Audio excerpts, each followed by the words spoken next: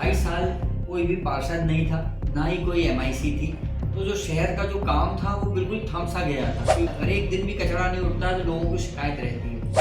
तो उससे ये हुआ कि लेबर ज़्यादा होने से कभी 2-4 लेबर छुट्टी में भी रहती है तो सफाई प्रभावित नहीं होती है और आपकी बीट पूरी फिक्स रहती है। हमने बीट चार्ट बनवाया क्योंकि अधिकतर देखने में आता था कि वार्डों में लेबरों का बीट चार्ट नहीं था। जो डोर टू डोर की व्यवस्था है वो पिछले हमारे बनने के 2.5 साल से बिल्कुल पटरी से उतर चुकी है। अभी भी हम उससे संतुष्ट नहीं है, लेकिन फिर भी पहले से अच्छा कार्य चलता है कि जहां पहले रोजाना हमें 100 शिकायतें मिलती थी, अब वो शिकायतें 20-25।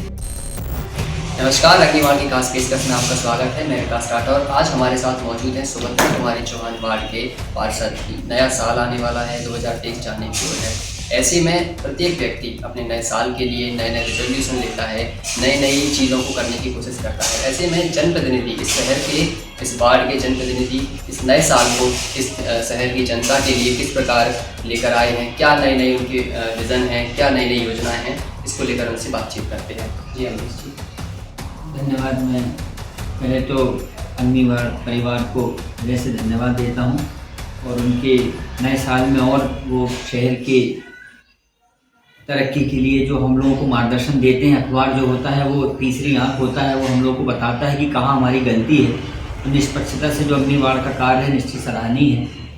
और अब मैं अगर अपने विभाग की बात करूँ तो मैं एमआईसी में मुझे लगभग 1.25 साल से ऊपर हो गया है। जब हम एमआईसी सदस्य मुझे जिम्मेदारी दी गई थी माननीय महापौर जी द्वारा स्वास्थ्य स्वच्छता विभाग की, तो उस समय बहुत चुनौतियाँ थी क्योंकि 2.5 साल का कार्यकाल जो नगर निगम में बिना जनप्रतिनिधि के था।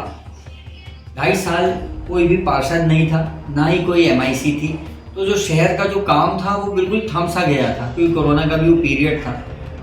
तो वो एक जिम्मेदारी, बहुत बड़ी चुनौतियाँ थी क्योंकि स्वच्छता एक ऐसा विभाग है जो हर घर से इसकी समस्या से जुड़ा हुआ है। अगर एक दिन भी कचरा नहीं उठता तो लोगों को शिकायत रहती है। तो वो सब चुनौतियों को हम लोग ने मिलकर दूर किया। माननीय महापौर जी के मार्गदर्शन में लेबरों की संख्या बहुत कम थी। सबसे पहले हमने एमआईसी में माननीय महापौर जी के निर्देश पे हमने लेबरों की संख्या को बढ़ाया। हर वार्ड में 40-40 लेबर थी, पहले 30 लेबर रहती थी।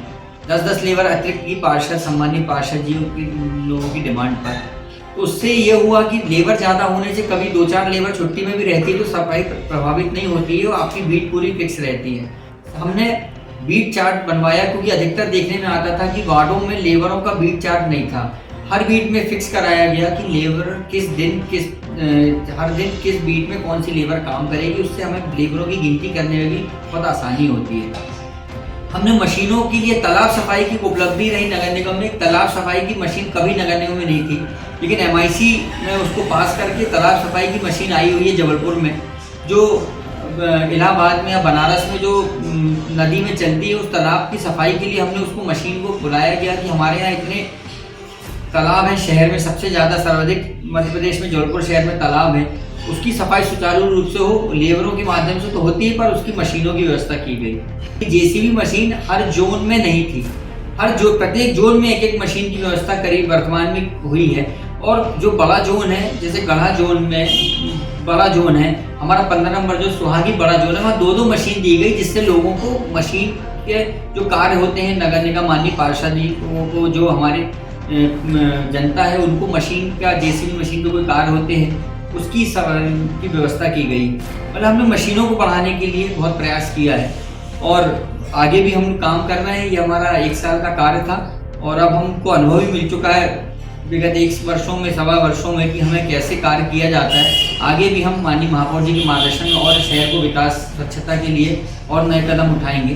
जी, तो ये तो हो गई बात पिछले साल की, जो पिछले साल में जो कार्य किए गए। अब आने वाले साल के लिए क्या कुछ विशेष आपके पास कोई स्ट्रैटेजी है सफाई को लेकर? चूँकि आप पूरे शहर में आपके पास सफाई का जिम्मा है, तो उसको लेकर क्या? हमने पिछले बार भी ये चीज़ सोची थी पर उसको हम क्रियान्वयन नहीं कर पाए।